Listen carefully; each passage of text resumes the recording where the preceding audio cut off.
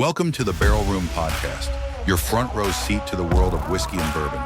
In every episode, we're pouring up something worth talking about. From small batch standouts to big label legends, we sip, review, and break it all down one pour at a time. We'll talk tasting notes, share stories, give the occasional review on real-life experiences, and every now and then, bring in a special guest from the industry to share a pour and a conversation. This podcast is made possible by the generous support of our sponsors, Edward Jones, Chris Ridgett, Aged Wisdom, Bold Strategies, Fallen Brothers, Crafted Spirits, Crafted in Honor, Shared in Remembrance, Maui's Liquor, Pouring Paradise one bottle at a time, the Barrel Room Bourbon Club at Maui's Liquor, United by the Pour, Good News Brewing Company, where everyone loves good news, and Grillo's Chop and Barrel, where fine whiskey meets fine meat. This episode is also brought to you by Lit Cigar Lounge in Chesterfield, Missouri, where premium cigars meet an unforgettable atmosphere. Whether you're celebrating a big moment or winding down from a long week, Lit is your sanctuary for top-shelf relaxation. Inhale excellence. Embrace sophistication. Visit Lit Cigar Lounge and elevate your next experience. So pull up a chair and have a pour as we dive into this week's episode of the Barrel Room Podcast. This pour of the Barrel Room is brought to you by Edward Jones financial advisor, Chris Ridgett. Just like a well-aged whiskey, a solid financial plan takes time, patience, and the right guidance. Whether you're investing for the future or planning your next big barrel pick, Chris is here to help you build a strategy that fits your goals and your lifestyle. So let's raise a glass to smart decisions and visit edwardjones.com/Chris Ridgett to get started. And now let's welcome our hosts, Brian Bisking and Kenny Gales. Welcome back to the Barrel Room Podcast. Co-host Brian Bisking here alongside co-host Kenny Gales. And as you can see, we have a special guest today. Pops and I've known each other. How many years have we known each other now? Jeez, I can't keep track of anything. I would think I met you probably 4 or 5, yeah. 4 or 5 years ago. And we just met today. That's right. So There we go. Pleasure meeting you. Glad to have you. So, Thank you. Well, Appreciate being here. I'm super excited to tell your story because I think I can remember when you were weren't you in marketing or something before you started this? We're doing it kind of on the side, and then you got full blown into it. Yeah, I spent 28 years in digital media and advertising, and quite frankly, it drove me to drink. And I'm glad to be sitting here today, having figured out a way to monetize it. I should say. Right. Well, let's kind of start there. So, talk a little bit about what you were doing on the side while you're in the digital advertising world, and then how you got to be full time. Sure, absolutely. So, if we go way back. Probably 2008, 2009. I was working for a global media agency, and we were buying a lot of digital media for our clients. So whenever we would go to New York or San Francisco and go out with our clients, Facebook, Google, Yahoo would take us all out. It was always on their tab. When we'd go out and we'd have these massive 3.5, 4-hour dinners. Lots of drinking, lots of eating. And, I grew up spent half my childhood in South St. Louis. So for me, the pinnacle of drinking was a 7 and 7. And what do they call that, highball? Highball, a type of highball, absolutely. So when I would go out to these things, I would drink things like that. And as I got into my early 30s, I'd wake up in the morning, not hungover, but leftover, is how I like to say it. That's a good way to put it. I did some research and realized that the sugar was a problem. And if you look at my stature, right, sugar is not my friend. So I was like, I got to get sugar out of these drinks. I can't drink cocktails. It's going to be the end of me. And I was like, I don't want to be that asshole that's ordering a Dr. Pepper with rum or something like that, right? I didn't want to do that. Mm-hmm. So I said, I gotta find a spirit that can be mine, right? Mm-hmm. Something that I can drink straight and get into. So I knew it wasn't vodka for so many reasons we don't need to get into. I think we've all revisited that. And I dipped my toe into Scotch first, and unfortunately, the wrong end of the damn pool. And absolutely hated it. I couldn't even tell you what the first one. It could have been Lefroy, it could have been Talisker. I don't know. It was peaty, and I was like, "There's no way I can do this." But I persevere. I'm a committed guy, and I tried bourbon. I think Maker's Mark was probably the first suspect, right, as it would be back then. For yours? It was my original. Yeah, that's what got me started with Maker's Mark. And I didn't hate it. I'll be perfectly frank. I did not love it, but I didn't hate it. And I was like, okay. And it was on the rocks, watered down, but I once again, I'm a committed guy. I stayed with it and kind of get into it a little bit. So I was like, all right, I can do this. And then a couple interesting things started happening. I would talk to some other people, and they're like, what do you drink? I was like, well, I drink bourbon. And they would lean in and look around, and they'd be like, We should drink bourbon together. And I was like, why the hell are we whispering? Because back then, it was still sort of back of the truck, brown bag. And if you drink a lot of bourbon, you got to be a drunk. It was kind of the prevailing thing. But so I started finding a few people got into it, and I found people in my office who were into it. And at the time, like I said, working for the global media agency. And so we were all fans of it. And then, of course, Mad Men came out. Yeah. And we all loved that because we were in advertising and we liked to drink. Mm-hmm. And a gentleman a good friend of mine there, we were standing with our HR guy. And we're like, we just watched an episode last night. We were just chatting. I was like, they're in advertising. We're in advertising. Why can't we drink in the office? And the HR guy looks at it. He goes, well, technically speaking, there's nothing in the rule book that says you can't. He goes, but I do suggest that you don't get drunk and piss in the windowsill. That's the episode that had happened the night before. So I looked at my friend, and he goes, if you buy a bar for the office, he goes, I'll buy the first 4 bottles. 15 minutes later, I sent him an eBay receipt for one of those replica Globe bars. Oh, yeah. And it got delivered. He showed up, and we started what was called Bourbon Club. And Bourbon Club was open every day after 5. And we would drink bourbon, and anybody could join once for a free drink. And if you wanted to come back, you had to bring an application. And in our world, an application was a bottle, right? The only person that ever got refused their application was when they brought some flavored honey thing at one point, like an Evan Williams honey, I think it was. And so she had to reapply the next day. So we started building up this little thing. And as you can imagine, it started after 5, then started at 5, then it started at 4:45, 4:30. I'd be sending out emails at 2:30. I'm like, when you're done with your meetings, we would say the lamp is lit. That's how you knew Bourbon closed on. We had this little lamp. We turned on the lamp. And we started this thing, and then it migrated to other offices that we managed throughout the country. Oh, wow. And then one weekend, I had this idea, spurned on by the fact that I got my first copy of Bourbon Review magazine. Mm-hmm. Shortly after they launched, get the first copy of it at home. And I had also been at a book signing for a guy who was a social media expert, was also a big bourbon guy by the name of Jason Falls. So he signed the book, something like, to Pops and Bourbon. I got home, had my magazine, had that. I took a photo and posted it on this Facebook page we had started. And the Facebook page was called Bourbon Banter. Because that's what it was about. It was about drinking. It's about having conversation. Mm-hmm. I love the double plosive of those names. Posted on that page, and what was a work-only Facebook page, right? Suddenly over the weekend went from 30 people at work to 350 because Bourbon Review tagged us in it. Oh, wow. And we started going from there. And then that continued on. I'd never been to Kentucky. Somebody said, well, you really should go. Kind of getting into this. And once again, being, call me an idiot, call me a dreamer, call me stupid. But I was like, well, I don't want to go on the cookie cutter tours. Now, mind you, this is before we have anything close to what we have today, right? Mm-hmm. And I said, how could I get behind the scenes access? How could I do something cool? And I was like, well, maybe if I can find 10 to 12 other people like me to go, we could do that. So I reached out. Mint Julep had just started their tour business down there. Reached out to them and had a great conversation with the founder, with Sean, and he said, listen, he goes, we could organize something for you, but it's going to cost a lot of money. I know you don't have money. He goes, but I would be more than willing to open up my Rolodex, introduce you to a few people. So he connected me with Jimmy Russell's secretary, with Jim Rutledge at Four Roses, with Maker's Mark. And I reached out. I said, this is what I want to do. And before you knew it, I put together a tour. We called it the VIP, the Bourbon Banter VIP Pilgrimage. And we had this trip set up for 12 people where we would go down. We spent 4 hours with Jimmy Russell, just doing a tour, hanging out, drinking, hearing stories. Had 4 hours one-on-one with Jim Rutledge, Bill Samuels.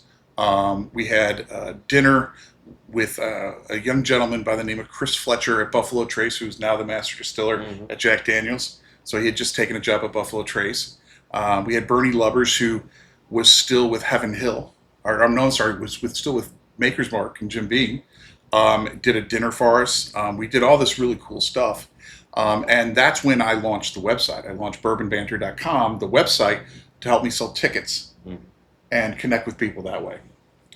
And so I ran Bourbon and Banter as a side hustle while working in advertising, and got burnt out about a year and a half of writing a blog and putting content out. It's very intensive, right? It can be very lonely. And we didn't have AI back then. No, we didn't have AI. The social media stuff was minimal. And I was working my ass off and raising little kids. You know about that, right? To get the little kids take a lot of time. And I always told my wife that this enterprise or this hobby of mine would not take away from the family and not take away from the family finances, right? It was always self-funded, whatever that meant. So my wife and I had the same conversation. Right? Yeah. And it's a smart plan. I mean, it works out great. My story is a good example of that. But I was getting tired, but I didn't want to go. And I was like, well, there's got to be other people like me who have a thing or two to say, who love bourbon, but don't want to build a website, maintain a website, do all this. So I put out a help wanted sign on the website and was basically looking for writers. And it was very tongue-in-cheek, very clever, basically saying you get fame, glory, free bottles, but you don't get paid. I wasn't getting paid, so you couldn't get paid. Right. I had about 20 people raise their hand. We did some writing assignments, and we selected our first class of members. And over the years after that, we did that about 2 or 3 times, and each time we got more and more people.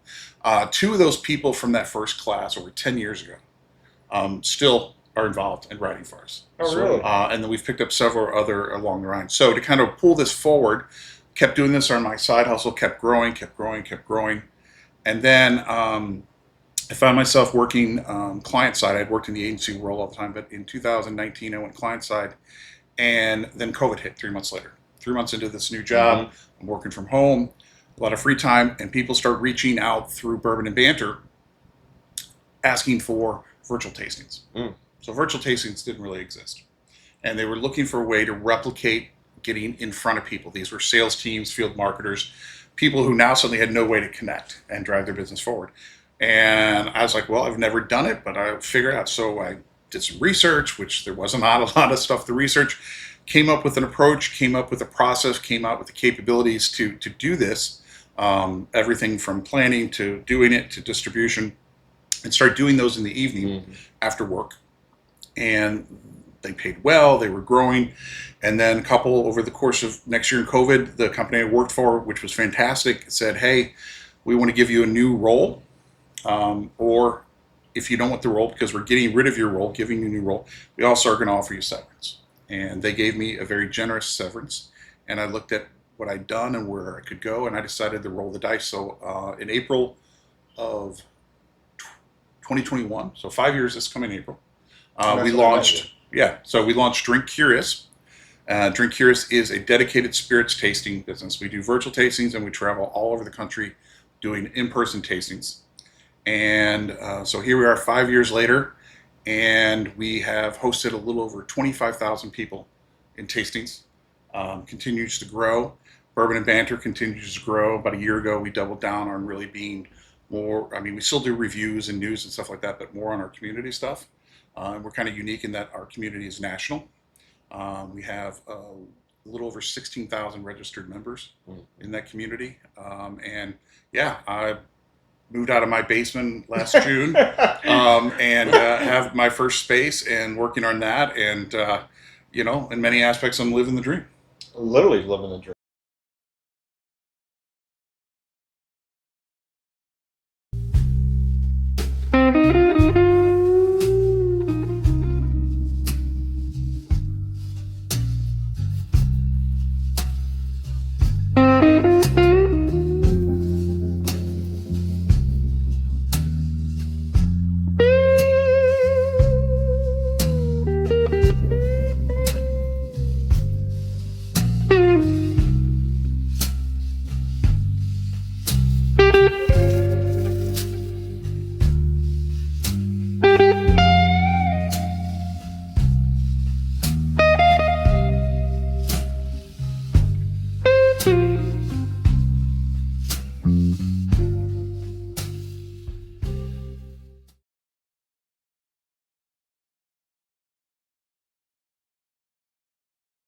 Absolutely. Yeah, so it would have been right when you launched DrinkCurious, because that's how we met originally. Right. I got you set up on payroll and all that fun crap. And I remember you telling me back then about the DrinkCurious, and I was like, this is pretty cool. Like, you get to travel the world and do these corporate tastings, essentially. Yeah, right. And get to promote, amazing brands, get access to amazing, bottles and brands, and really share, to your point, 2021, I guess, when did it really blow up? Was it right during COVID, right beginning of COVID, when bourbon really freaking went to the roof? Oh yeah, it started then. Yeah, everybody Yeah. started, digging in, building their bunkers, starting collecting stuff they couldn't go out.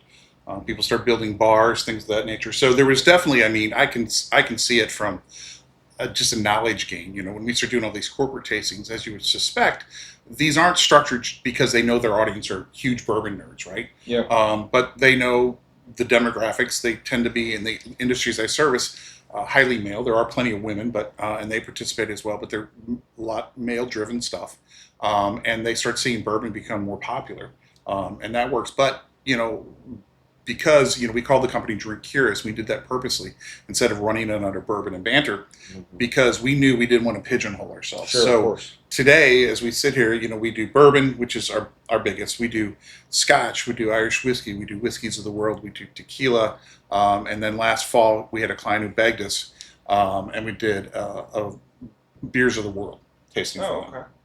And that was a huge success. And so we offer that now. So we'll probably roll out rum this year as well and whatnot. So we're giving our corporate clients who, once again, they're just looking for a great, engaging experience for their audience, something that they won't get somewhere else. Right. And that gives us a lot of flexibility to come in and do things that they're not getting anywhere else.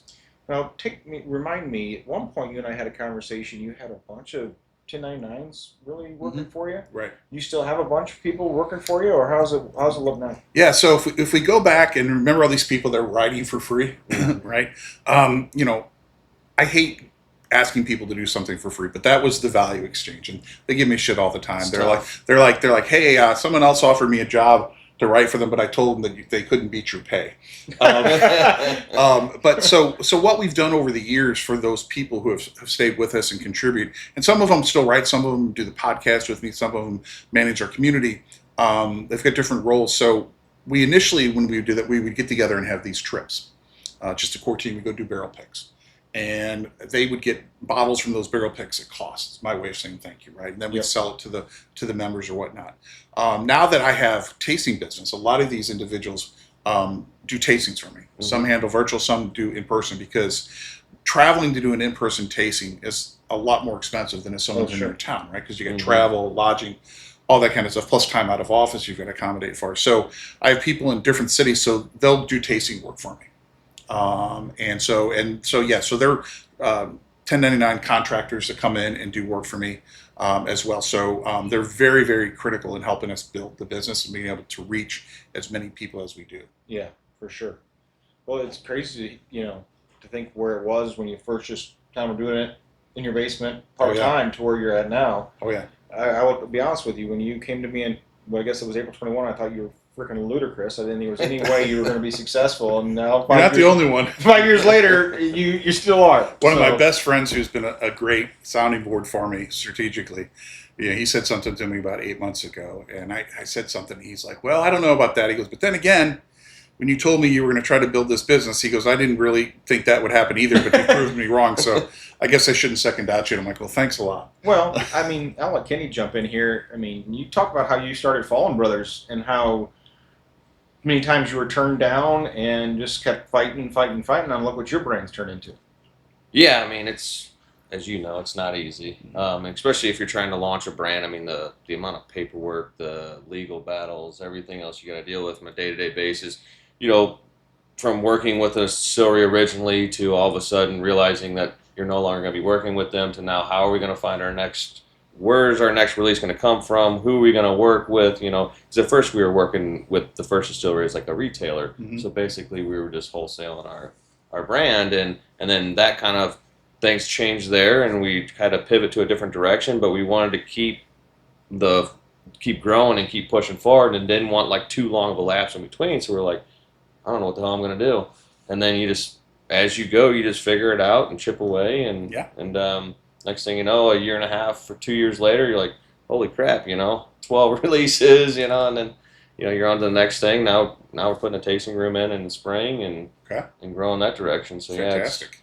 It's I mean, I think, one of the things that, anybody who's been an entrepreneur knows this, but one of the hardest things is, for me, I'm sitting in this space that I have, and the majority of the time it's just me, right? And so you don't have people to actively bounce ideas off of, right? I came from a world where I was working, I spent, almost 8 years at Fletchman Hillard, and, you're in a building with hundreds of people to bounce ideas off of and things of that, and send it to yourself. So luckily I haven't made any mistakes that have cost me a significant amount of money. Yeah. I have made mistakes that cost me a significant amount of time, because when you come up with an idea and you don't have anyone to bounce it off on, everything's a brilliant idea.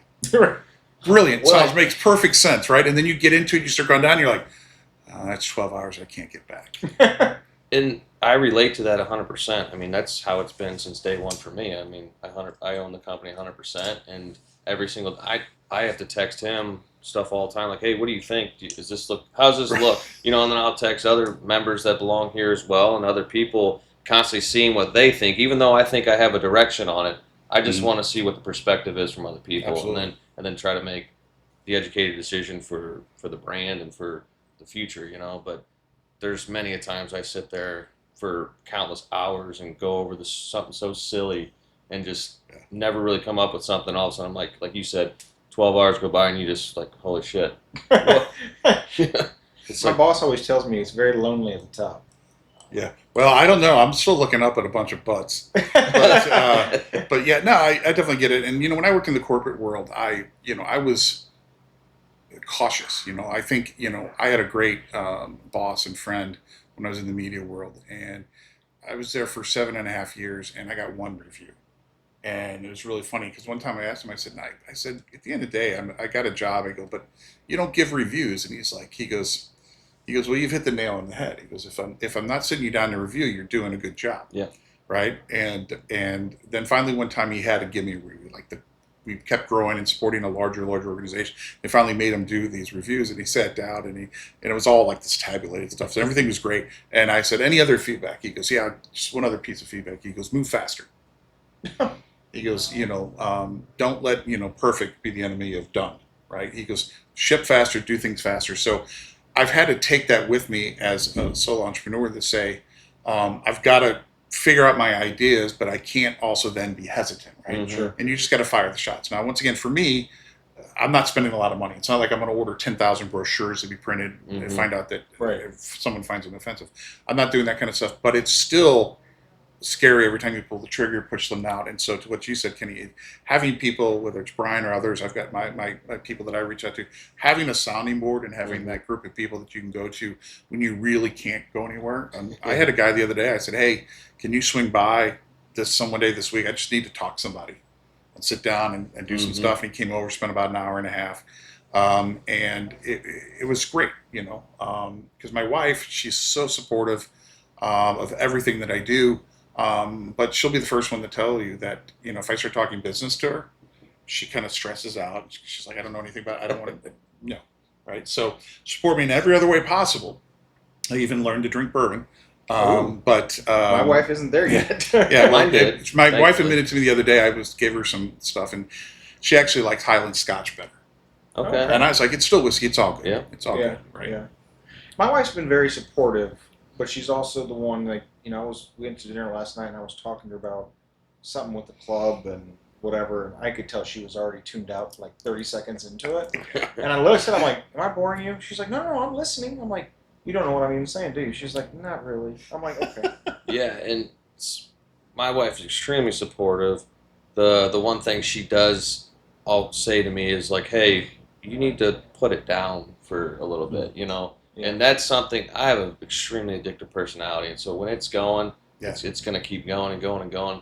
And when I see all this money going out, and I'm like, it's got to keep going, or else that money's not coming back in. Sure. Because with the brand and stuff, man, there's so much money up front.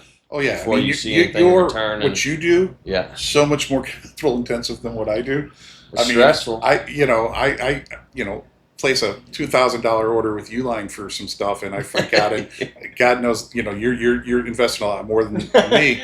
So I get it, and it's funny. My kids are older now, and when they were little, like toddlers and whatnot, and I traveled a lot for the media job, right? And it was my wife and I, looking back on it, we've agreed that was the right time, because the kids don't remember. Yeah. She remembers. But and she was fine with it. But the kids don't remember. So then I stopped doing all the traveling while they were in the middle range.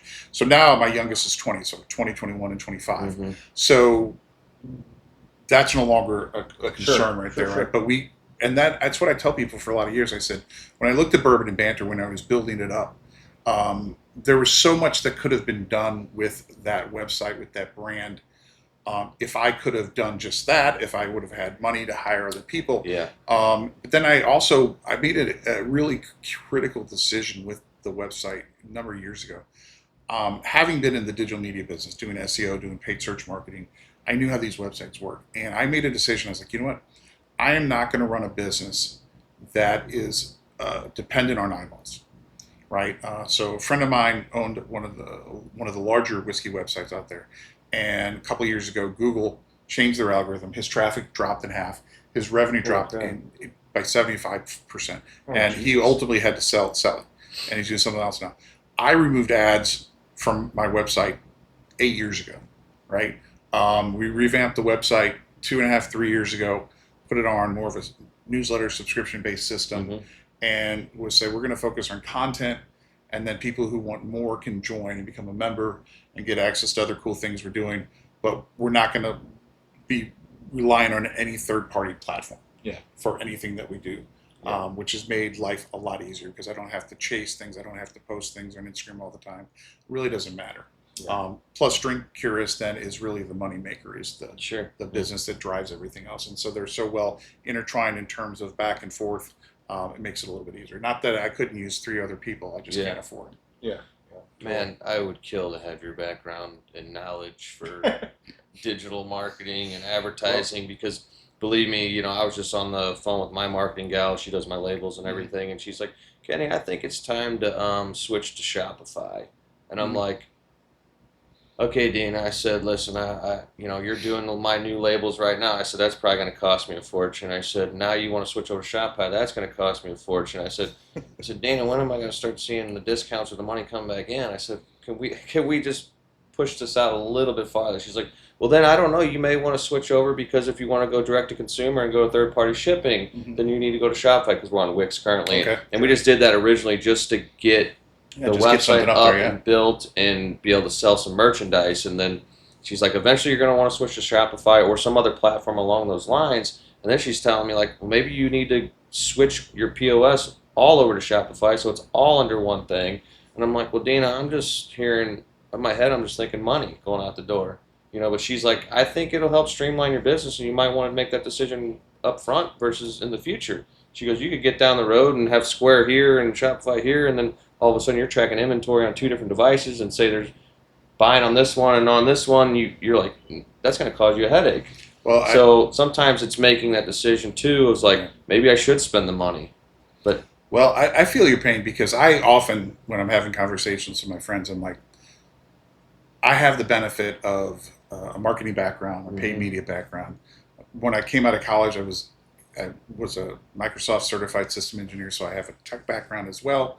And I've run other small businesses. And quite frankly, people who run small business without that type of background, I'm like, they just have a passion. I'm like, that is a big hill to climb. So kudos for you to keep climbing. But here's what I tell you, her advice is good advice. And to get into Shopify and do all that stuff, it's not going to be the cost of Shopify and all that. It's going to be either your time to set it all up, her build out, right? So there's your cost, right? Because the platforms themselves aren't expensive, and so one bourbon guy to the next, you think a couple bottles to get the site built?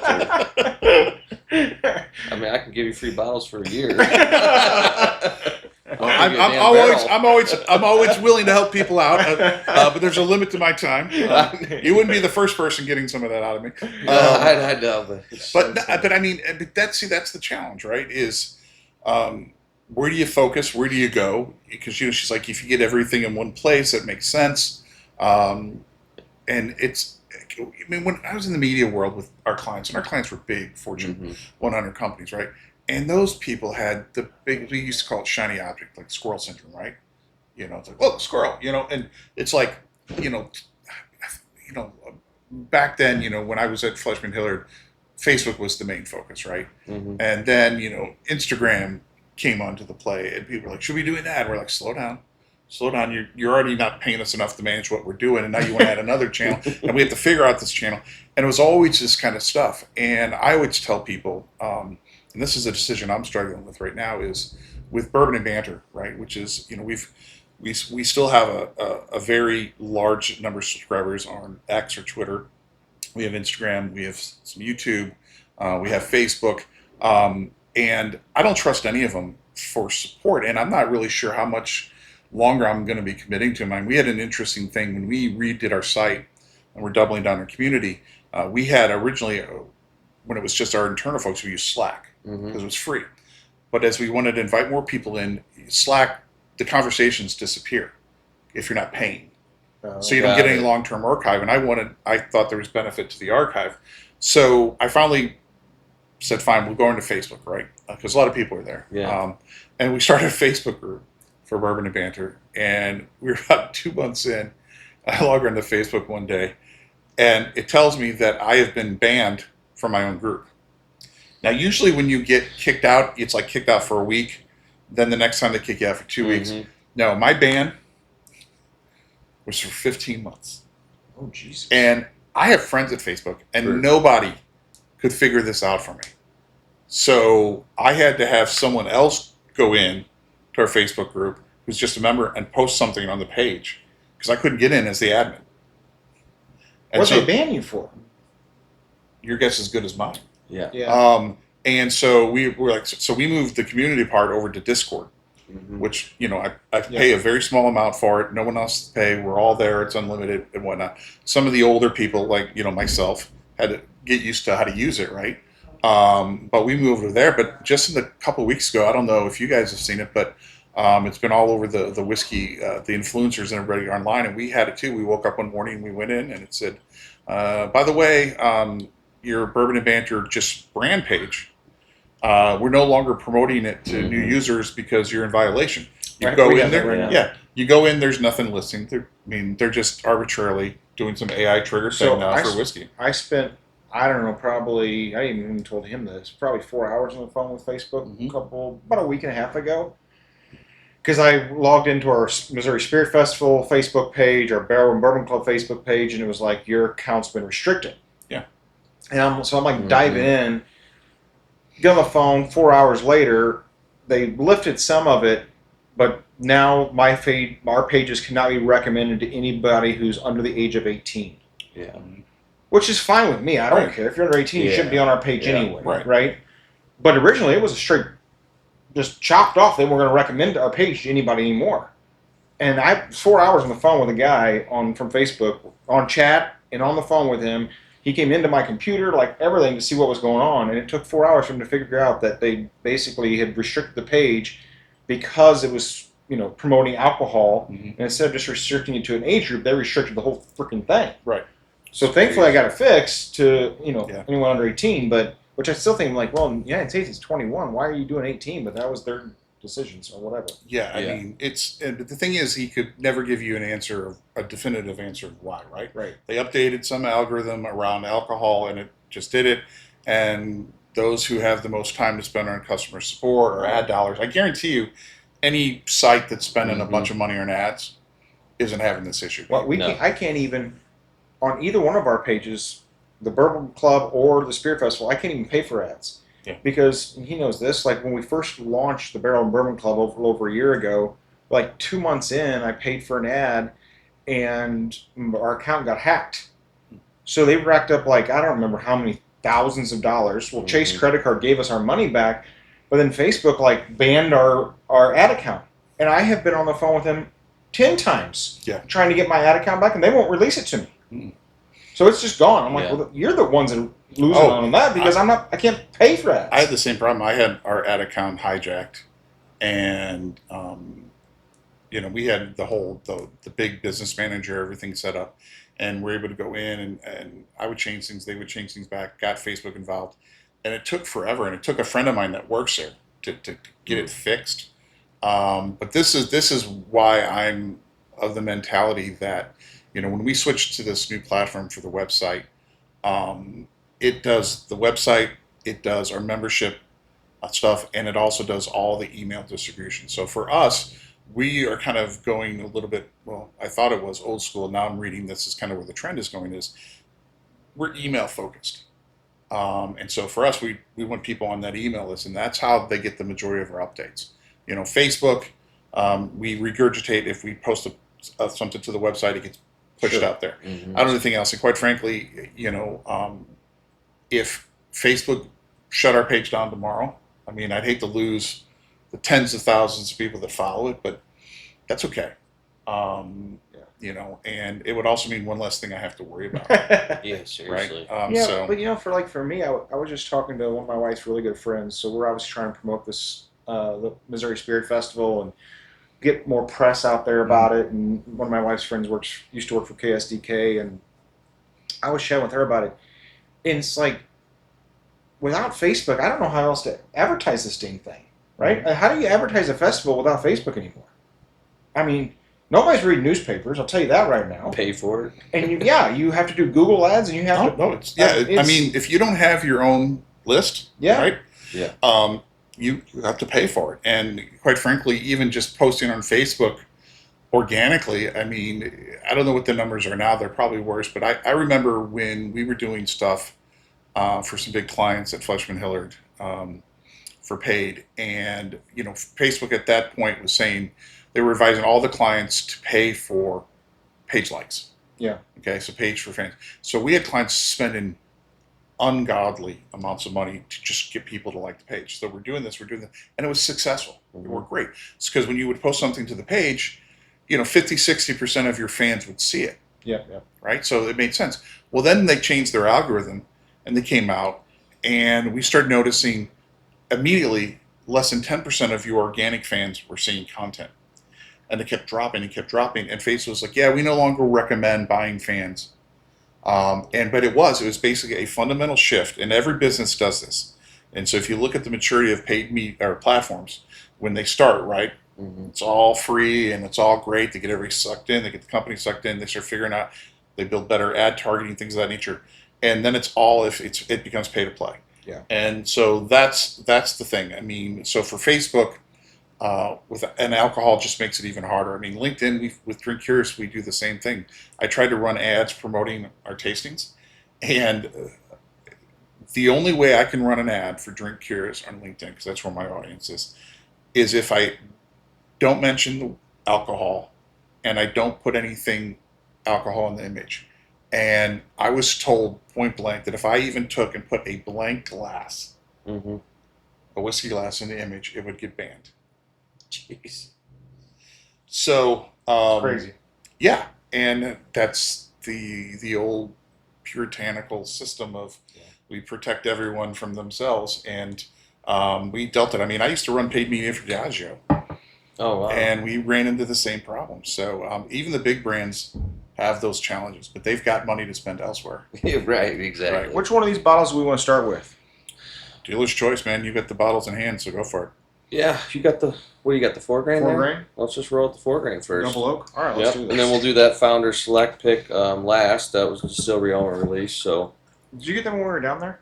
I got that not when we were down there. I got it last year. So it's a 24, I think, pick. I'm just gonna have a tinge of American light whiskey with it.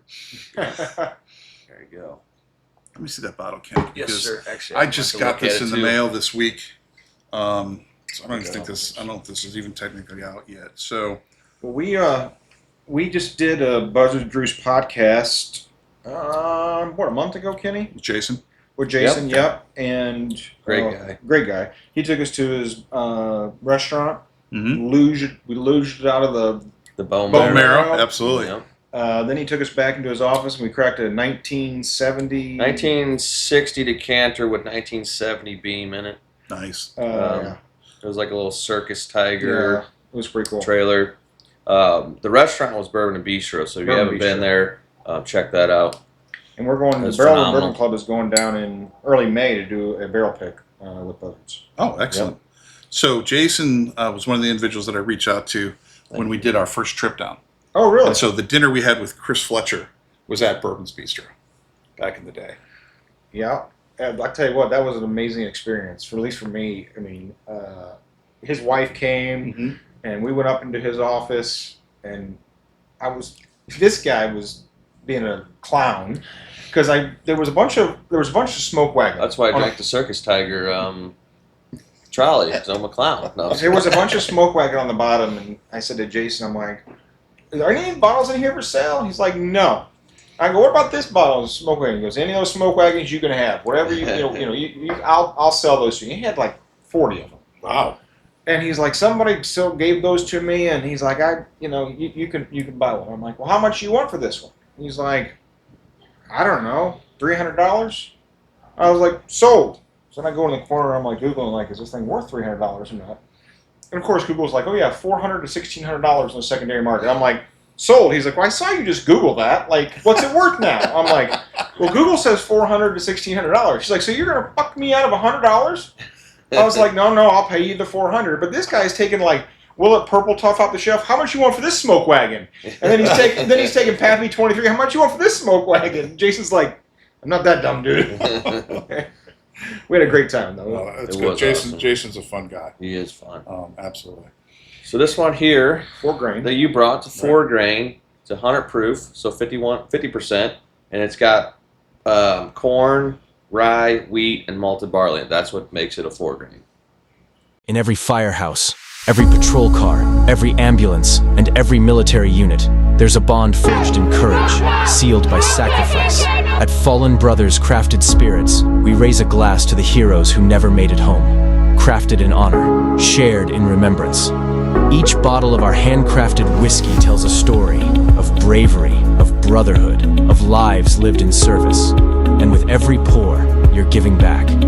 Because a portion of every bottle goes directly to organizations supporting the families of fallen first responders right here in our area.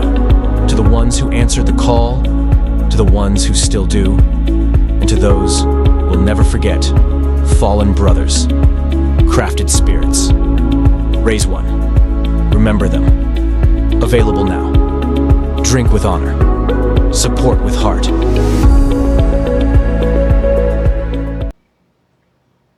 And it's a double oaked as well, which is What's weird is I don't get the double oak on it. Do you? No. I mean, well, here's the thing. Is there any age statement on it? there isn't.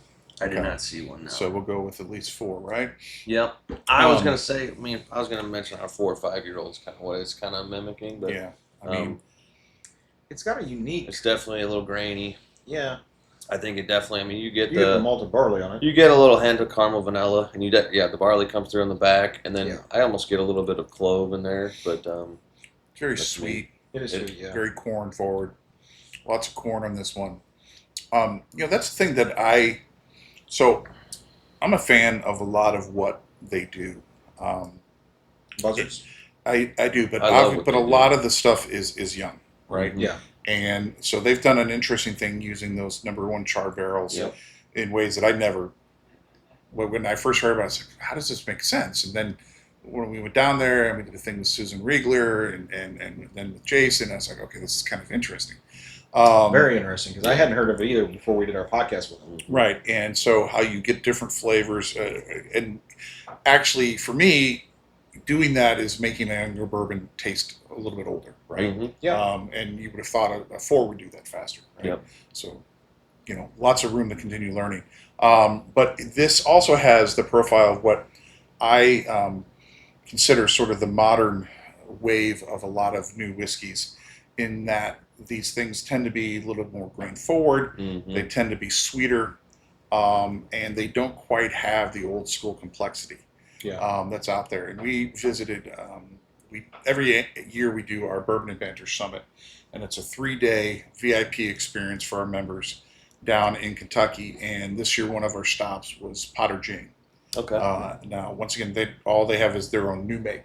Sure. We got a great tour. We tried their new make in the lab, and then she brought out a bottle of Heaven Hill that was private barreled back in like 1967 for a wedding. Mhm. Oh, And she really? shared it with That's this cool. group of us, That's 25 incredible. of us. And she got talking about, she goes, "Now taste this whiskey. This whiskey is like 86 proof. And you drink it, and it's a dusty bourbon. So if you guys have had dusty bourbons, you know what we're saying. Complex flavors, and the last thing you ask on a dusty bourbon is, what's the proof?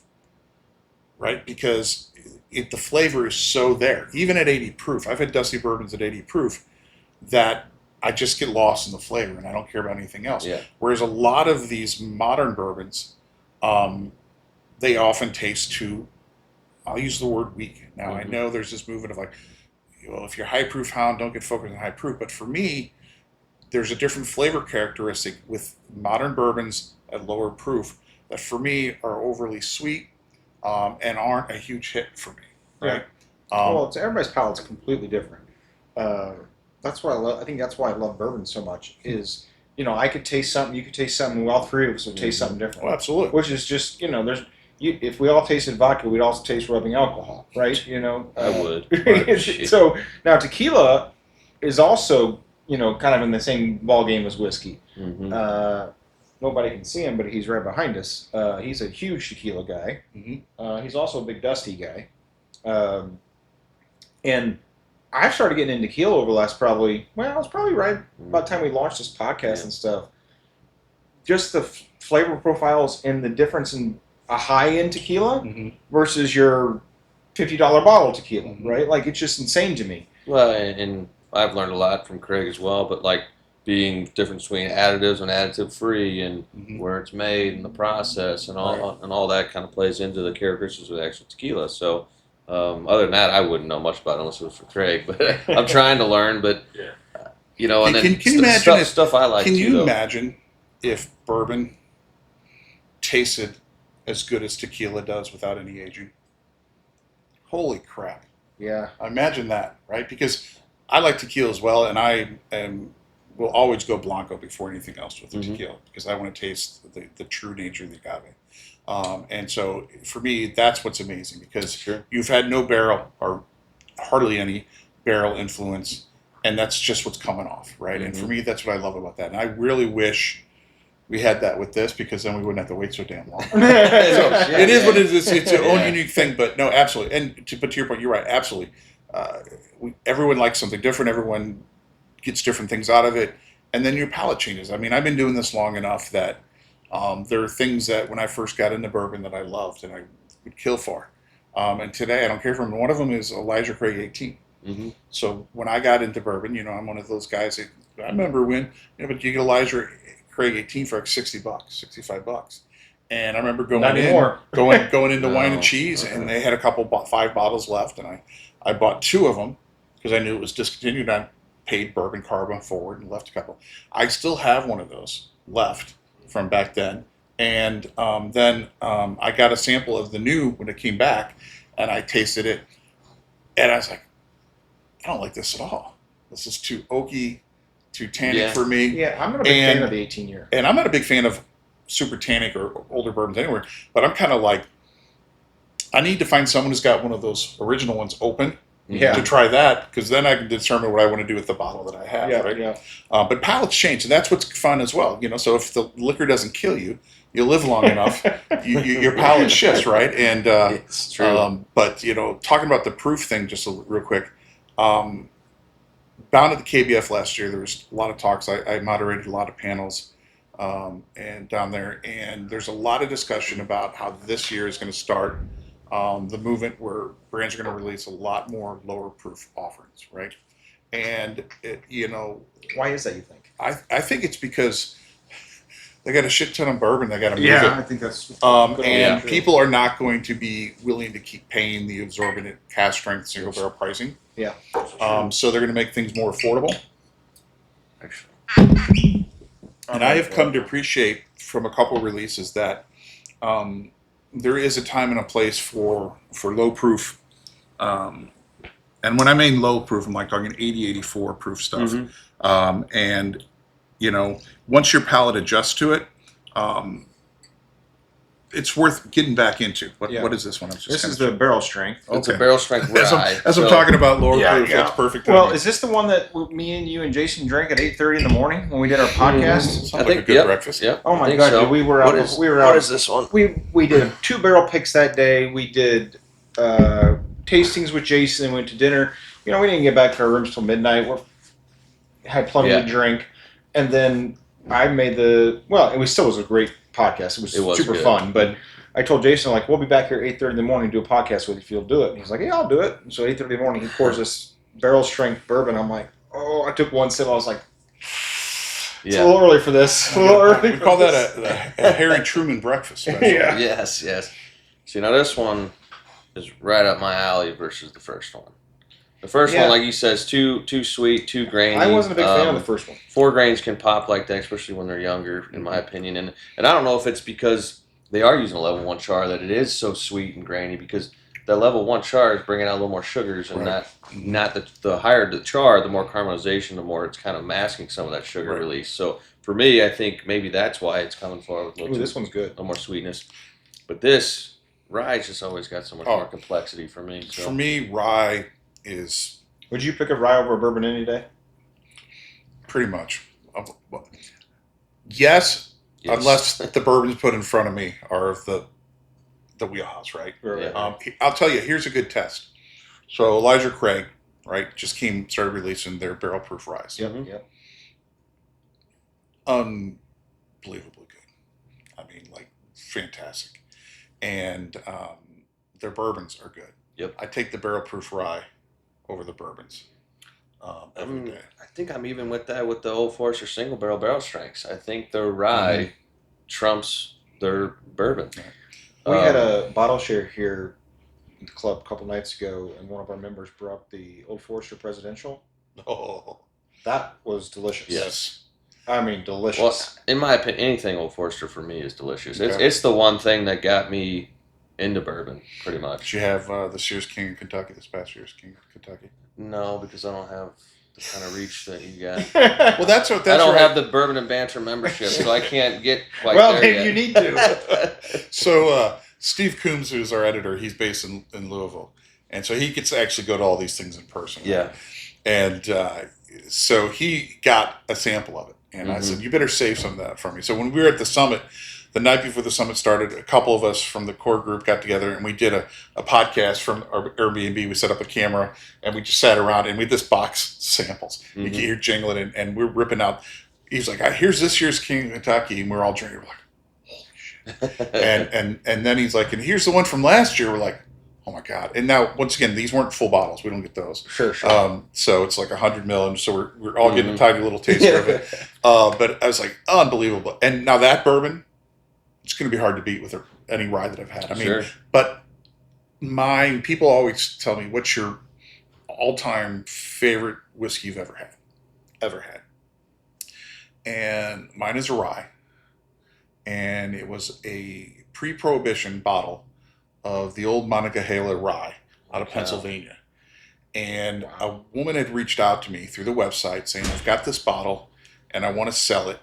Would you be willing to buy it? What is it worth? And so I reached out to a couple of my friends, because this was way back before I knew anything about secondary. And they were like, 500. So I reached back and I said, 500. I said, but a couple guys that I know would buy it. I could spend money like that back then. And she agreed. So these guys bought it from her. And one day the guy showed up at my house and he goes, hey, I wanted to thank you for hooking us up with that lady. And so he gave me 2 3-ounce sample bottles of it, plus the empty bottle. Wow. So the empty bottle's a trophy. And I finished my last sample in January this month, on January 31st, for 31 Days of Rye, which we did this year. Yeah, I saw that. Nice. And it is hands down the best whiskey I've ever had. And my favorite top 2, because they're kind of tied, of our single barrel picks that Bourbon and Banter done, is we went up to Traverse City Whiskey Company. Oh, he loves that a number of years ago. And they pulled several things, Mariah, some birds, whatever. And it was funny. They started the day and they're like, hey, we tasted through all these, and there is one barrel in here that if you guys don't pick it, we're bottling it. Just letting you know. They didn't tell us anything else. So we're going through, and we had some wheaters, we had some traditional bourbons, and then there were some ryes. And there were 6 of us. And when it came time to vote, everyone's like, I only have 1 vote. Like, usually we vote your top 3. People are like, no, I have 1 vote. And we all picked this rye, and it turned out that it was an 8-and-something-year-old MGP rye that they've been holding. And we picked it, and then he said, "Hey, you guys, if you wait a little bit longer, we'll bottle it when it turns 9." So we did that, and Nice. I still have just a couple bottles left. I bought like 12 of them when we Yeah. did it because it was so special. And that, when people say, "What is your flavor?" If you could replicate that target for me, That play profile. I'd drink it for the rest of my life. How do I get that? I don't get it. You have to come by the shop. I will, and I will bring you my favorite rye of all time, which was released by us, Okay. and it's an 8-year. All right. It's 95.5. Yeah. And it is one of 2 OZ Tyler barrels left from that distillate from Jacob Call. Okay. And That's good stuff. it was one of those things where we went down there for a barrel pick to raise money, I hated it, by the way. and it got voted out first. First. We had a different dynamic. This was a fundraiser, so we brought the family that we were doing the fundraiser for to help out. So it was like 13 people, and so it was a lot of people. And my contract sales guy, he just added this one on. I said, "Hey man, do you have anything else that we could throw in there just to throw them off?" Or I like rye. I was like, "Can you throw a rye in there? I just want to see. I don't want to tell them, Right. So then he did it. He's like, "Actually, I got this. There's 2 barrels left. It's the original OZ Tyler barrel from when Jacob Call came and the distillery re-upped in I think 15 or 14, 15, and I was like, okay, cool. So as soon as I tasted it, I knew I was taking it home. And we voted on it. It got voted out, and I said, well, the cool thing is at least, I can still take it home. Right, And right. they're like, oh, of course, That's nice. And then, but there were some guys that really enjoyed it, and to this day, it's my favorite release, and it's my favorite rye of all time. So That's awesome. it's Yeah, people who tell me they don't like rye, I'm kind of like, all right, you swing by. We're gonna give you some stuff because it's the weirdest things. Every time somebody says they don't like rye, and then I give them one, they're like, "Wow, this is really good." And I'm like, "What have you been drinking?" Well, what rye pisses I you will off? tell you, when I had never had a rye before I met this gentleman. Okay. I always I had drank bourbon since I was 21, Mhm. but I would it wasn't anything like extremely expensive. It'd be your Angel's Envy, or it'd be your Eagle Rares, or it'd be your 10 cup. I mean, Makers, what are those types of things? Mhm. And it wasn't until I met Kenny that I was like, oh wait, people collect this shit? I thought you just drank it, right? And so then I got into collecting, and he would try to get me to drink rye, and I'm like, I don't fucking like it. I would try it. I'm like, no, it tastes like I'm drinking pepper. Yeah. And I just bought 2 bottles from Joe today, and both were ryes. See, you'll get there. Everybody gets there. That's Yeah, what I tell I He them. always told him, I told me said, that. it's my goal to convert you as Yeah. quickly as possible. Well, And all the tastings we do for DrinkCurious are all double blind. So when people are doing this, and a lot of people, they're like, well, I'm not really a fan of rye. And I'm like, okay. And I don't say anything. Mhm. And when we do our 4 bourbon in the blind tasting, I always put 1 rye in. Because what I do is, the way I structure it is, we do a wheated bourbon, we do a high rye bourbon, we do a traditional mash bill bourbon, and we do a rye whiskey. yeah, that's Kind of give them the palate, right? And kind of give them at least a loose framework to start thinking about what they like and Mhm. don't like, right? It's not explicit, but it's a good starting point for people that know nothing. And a lot of times their rye winds up becoming the top 2, if not the top Mhm. favorite. Yeah. And people are like, wow, I didn't know I liked rye. I'm like, once again, I don't know what you're drinking. It's just the stigma of It the is. title rye, because we'll do events and I'll say, this is our rye and these 3 are bourbons or whatever, and they're like, I don't want the rye, and I'm like, why don't you just try the rye first, and You know then what we'll lead off with it, and then they're actually like, and they go through the whole lineup, and like, I actually think I like the rye the best. I'm like, what? That's why I said don't just count it out because it's called rye. Well, I think a lot of people have been taught that they're like, well, what's the difference? Well, rye is really spicy. Yeah, And corn what I- sweet, rye What I spicy. tell people is, I said, so when I'm talking about the mash bills, right? I'm talking to different things. I tell people, I said, I also drink cocktails. I said, I'm a purist when it comes to cocktails, but I love, so as a result, I love an old fashioned. Mhm. And I said, and I like a high rye bourbon in my old fashioned. I said, because the first rule of whiskey cocktails in my world is you have to taste the booze, and if not, that's where you drink vodka. But and I said, and that rye gives you that big bold backbone, right? That helps cut through the sweetness. Yeah. And then I tell them, but sometimes I want to have a Spinal Tap moment. And I said, and I want to turn shit up to 11, and that's when I substitute out and put rye whiskey. So if I get an old fashioned, usually it's with rye for that reason. And my favorite accessible, well, now again accessible rye for an old fashioned when I'm at home is Pikesville rye. Oh, okay. Yeah. 110 proof, Heaven Hill Problem product, is- 6 years old. Can't find it here. Yeah, it's Yeah. back. Is it back? Yeah, Okay. I buy all my stock from Randall's, and they've always Oh, had okay, it. okay. They've had it now.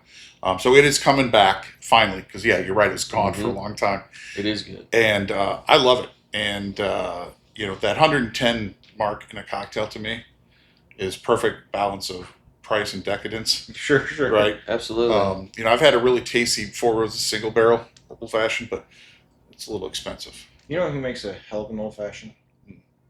Charlie Gito's on the Hill. Really, And wouldn't have thought that, but I agree. I've told this guy a million times Mhm. about this. My wife and I went there a few years ago, and it's called an Italian old fashioned.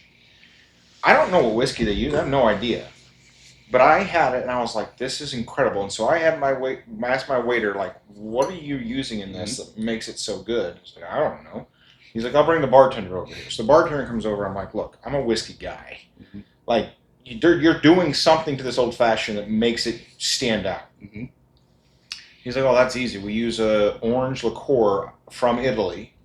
Oh, As he goes, we just put a little dash in it, but it pulls out so many notes out of the whiskey. It's unfreaking believable. Mm-hmm. But interesting. you can't find the orange liqueur anywhere around here. Wow. You can now. The only place that I've ever seen it was the grocery store there on the hill, Oh, okay. which used to. Well, there was two used to be, but one's gone now. Okay. I love those little things. I mean, we were on a cruise a year ago, and we happened to sit down. We ordered some espressos, and this couple from Russia sat down, Mm-hmm. and this guy was talking, and he's like, he goes, "Next time you order an espresso, he goes, have them put a little Grand Marnier in your espresso." And I was Really? like, "Really?" And he's like, "Yeah." So the next day we go down there and we order with that, and we're like, "Oh my God." These I said, people outside the U.S. have figured this shit out much more than we What have. were you just talking about? Grand Marnier The coffee. espresso. The espresso. Yeah. Gio's in Chesterfield Valley Okay. has an espresso martini old fashioned. Really. It's a lot of things. That's a lot. Yes. There's Yes. no vodka in it. They call Yeah. it. It's basically an old fashioned espresso martini, but Right. that is to die for. Really. Like, it is incredible. It's like a Limestone Branch, right? Or at least they're ready to pour cocktails, Yep. and they have a espresso old fashioned. Really. Oh, nice. So I think one of one of the best ones I can remember is from Old Dominic in Memphis. okay. And it was the first time I'd ever experienced them. Instead of an orange, they took a lemon peel Okay. and rimmed it, and just that subtle difference was Right. like, this is awesome. I was Mhm. like, holy cow! I Yeah. never even thought about it. So ever since then, at my house, I'll Use a typically lemon? use a lemon, Okay. and then I'll put in a garnish of like a dried orange or something, but Okay. just for the look. But the lemon is the go-to. I don't know what the Interesting. citrus difference or something. Well, that's And- that's why I tell people the old fashioned is one of those things. It's, the joke is when I do these virtual tastings, I always tell people, I said, now if you're here and you never want to drink straight bourbon again, or you're looking for a way, maybe if you're a bourbon fan, but you can't get your neighbors into drinking straight bourbon, I said, go out, buy some different mash bills, some rye whiskeys, get some different simple syrups, some different bitters, and set up an old fashioned cocktail bar. And have a competition who can mix up the best one. Yeah. Because it's such a simple drink to make, Yeah, it is. right? You give a couple different choices and have people experiment with it. And I toss in the joke that and plus I said the booze kills any germs, so you can all share glasses and it's perfectly True. fine. And another one, and since he's here, that would remind me of that. But that banana one we had that one day, where you put the brown sugar on it, you torch it, the brown Okay. sugar Caramelize onto the it up, yeah. banana. With the walnut bitter. Oh, that Yeah. sounds good. Oh, It man. sounds like dessert. No, Yeah. like you said, we experiment. We do different bourbons, different ryes. We just use different, stuff to we keep the same ingredient, then we'd smoke it. We changed. We call them old fashioned offs. Okay, yeah. I like that. So I like that. old-fashioned offs. So that's- and That's my second right there. Okay. Yeah. All right, that makes sense. Can you talk about the Founder Select here that we're drinking? Yeah, I believe this is an 8-year from what I remember talking to them last time. So this is August of 25. So that's the last time I was there for this one because it got released that month. Okay. And I was there. It's their Founders Select It's is much what they darker call than the it. other So ones. it's just Yeah. which one is the one you guys like the best? Well, I would say this one for me right now. the rye is really good. The rye I is think very good. probably this Founder Select. I would have to say the four bourbon. grain. Because The 4 grain's soft. It's Yeah. soft and it's sweet. It and, is. And there, once again, just think, nothing wrong with it. the rye, And right here. and I think this is the hard part, is at least for me, for having reviewed for so many years, Oh yeah, I'm sure. is I don't even know what the price point is on it. I don't have no idea what the price point is on it. So I don't get to talk about value right now. But This one I think was around 80 or 90 bucks. all right, so that's $80-90. I don't know what the 4 grain is, but more. Once again, when I review, I can sit here and I can say, guys, it's a well. I mean, there's very few bourbons that aren't well made, right? It's just Yeah. that's quality controls there. But I tell people, I said, if you are someone who loves big, bold, rich flavors, that's not going to be you. If you're No. somebody that likes lighter, sweeter, more approachable, maybe an ice cube or two in it, Mhm. it's going to be perfect. And quite frankly, that one, just based on that very limited sip, without thinking about it too critically, that's one that if I was going to, sit down and watch 6 hours of TV and not want to, and actually want to be able to get up off the couch, Yeah. that on a couple ice cubes would keep you nice and steady, right? Yeah, and I see that as being a good thing to bring some whiskeys to the table lower proof for more drinkability Right. and like a longer period of time. I mean, these single barrels play a role. You don't want to drink them all day long. I mean, it's not Yeah, going right. to be sustainable. But this one in particular, I believe it's distillery only. It's Founder Select, so Okay. the founder actually picked the barrel, released it, and it's 114 proof, 57%. It's very good.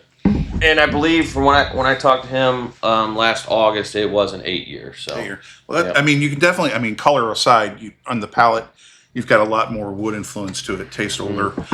Still's got that sweet note up in the front. there is no bite on it. It is Yeah. sweet, caramel, vanilla, It's good. smooth, Now we're going to get to pit. oily. Now we're going to get to try something really special as we Yeah. close out this podcast. We'll see.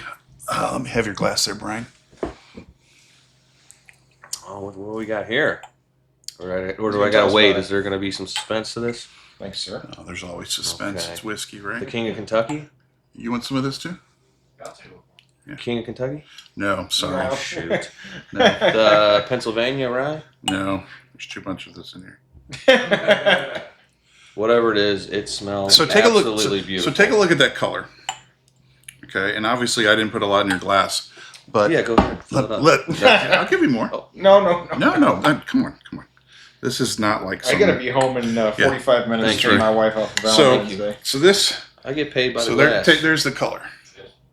Oh my gosh, dude, that nose is crazy. So this whiskey is not even 7 years old. Really? Not even 7 years Really? old, really. Is it in 15 gallons or what's it? No, it was in a 53-gallon Kelvin cooperage barrel, and I will go to my grave telling you that those Kelvin barrels have some fucking witchcraft in them. They're absolutely amazing. And I haven't even tasted it yet, but the nose smells amazing. Now I can't remember all the stats, but this I think is about I love that 132, nose, yeah. 133 proof. Doesn't smell it. I can smell it all day. I know. I love that funk. Real sweet. Oh. Floral. Well, not floral. No, I get a little floor on the back. No, it's floral. I get some It's a floor little on the back. funkiness to it. Yeah. Dude, that crazy, oily, Right. Yeah. viscous. So what is this? So years ago, I got hired to go out to a distillery in Manassas, Virginia called KO Distilling. And they hired me to Okay. do some content work. And we went out there and it was coming up to their 6th anniversary. So we're actually going to go to the 6th anniversary dinner. So, we're doing content stuff. We're going to do a podcast. And we got out there and we were like, you guys got some interesting stuff going on. And they had talked about how when they had started the company, they bought 2,000 barrels of MGP whiskey, but they had it put in Kelvin barrels that they sourced and had them all shipped to Virginia for aging off-site. So we went up, had this great experience, had some of those bottlings. And afterwards, we were like, we'd like to do a barrel pick, and we were in the middle of COVID. So they sent us 9 samples for a virtual barrel pick. And this one was in there. And we picked this thing. And so this is MGP, high rye mash bill. It's not a rye, though. It is a bourbon. And like I said, 6 and something, 130, low 130 proof. And it came in the barrels, and it looked like oil, right? Yeah. And so we ordered these, and we were selling to our community, and they weren't moving as well as we expected to, because people didn't know who this company was. And even though we were saying this is MGP juice, and we were like, listen, we've had a lot of MGP whiskey, and we've never had MGP whiskey that tasted like this. And we're like, you don't sleep on this. I have right? not had MGP. I said, don't sleep on it. You're going to regret it. And sure enough, as more and more people got their bottles, and like we had people going back, buying more, and then all these people are like, can I get some? I slept on. I'm like, dude, they're fucking gone. They're gone. We told you don't sleep on this shit, right? And so this one has gone down, and we love the distillery, and they did some advertising on our podcasts over the next couple of years, and we were like, we were going to come back to another barrel, and they were holding back some of these barrels for like an 8-9-year-old release. And we were like, we want to come back and do that. And this is the fickle nature of the business. We had a great relationship with them.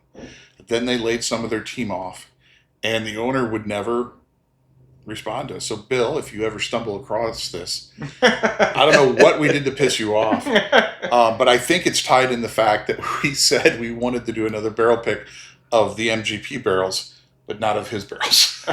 That might do it. That might do it. That might do it. But Yeah. I mean, money's money. True. I mean, and we knew he was saving them to do something. And we're like, whatever it is. But there's just sometimes you find this magic in a barrel. Well, let me ask you this: who else uses that cooperage? A lot of people use Kelvin, but we don't. I mean, and they were storing them in like a concrete building. I mean, there was no in metal rick framing, right? There was nothing special about it. I don't know. I think it's just Virginia climate could have. Just a lot of things come together. And for me, this is what, so, when I first got into bourbon, I learned that because back in the day, right, not a lot of places you could do single malts, right? And you had to really know somebody.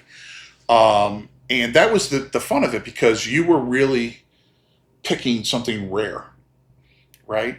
And, I remember my first time I got invited to go on a barrel pick with this mysterious guy online. Mysterious guy online. That's a whole other story. I don't know if you got it. I don't have time for that shit. My wife's already texted me asking me when I'm We'll have going to bring home. him back on for a second. This story too. would blow your mind. But anyway, one of the picks we did was the time was in Ledger Craig, before we could do barrel proof Ledger Craig. And I've never been on a barrel pick. That's one of the ones that we tasted. He comes up to me and says, "So what do you think of these?" And I said, "Well, I'll be honest with you." I said, "I don't know how this is supposed to work." I said, "But none of these are better than when I get off the shelf." He's like, "Yeah, you're right." He goes, "Well, we'll take the samples back to the store that this guy represented." He goes, "But we don't want to piss Bernie off, but we're not gonna pick anything from this." But then you go somewhere like Four Roses, right? Yeah. And you got 10 recipes, and you pick based on the best tasting. And we do Four Roses every year. And even then you got to realize that your pick is the best of the 10 they gave you. Sure. Right. Now, Wild Turkey, when we used to do Wild Turkey Russell Reserve picks, they would have about 10 barrels set up for you to taste from. But Eddie was like, he goes, if these 10 don't cut it for you, as long as we move fast, we'll flip a couple more up for you. Usually you found something good. But I always tell people, I said, remember, your barrel pick is the best of the barrels that someone else didn't pick the day before. It's true. It's a very good point. I mean, now there's so many of them that it's harder to find these gems, but this is one for us. And so I've got, I think, 2 bottles that I've been nursing. And This is incredible, actually. Yes. it's Well, thank fantastic. you for sharing. No, It is a absolutely, man. That's what phenomenal it's here for, brothers. Cheers. Thank you, man. Thanks for Cheers. having me. I appreciate it. barrel. Yeah, no Absolutely. problem. So I guess before we end here, where can people find you, and what do you have coming up? Anything in the future? They can find my photo in postal offices across the country. No, so we got Nice. 2 businesses, right? So if you, once again, love bourbon and you like being part of different communities, I mean, we've all got our own things going on, a lot of options there. Bourbon and Banter, you go to bourbonbanter.com/community and learn about it. What's a little bit different than ours is it is national, so a lot of what we do is virtual. So every month we do a virtual group therapy where we get together virtually and drink and hang out, smoke cigars, whatever, depending on what the weather is where you're at, right? We do monthly community tastings. So every month we have a different brand partner with us, and paid members get free sample kits mailed to them from these brands. We do those tastings. We do periodic meetups throughout the year. We do the annual summit in the fall. We do barrel picks, some other free perks, all that kind of stuff that goes in there. Or you can just read our content, and we highly encourage you to do that. If you run a business and you're looking for a great way to get people together and do a tasting, go to DrinkCurious.com. Bourbon Banter and DrinkCurious are all our handles on all social media, so you can do that. The other thing I'll point out, because it's the first time we're announcing it externally, DrinkCurious is also authorized to do Associate Bourbon Steward trainings.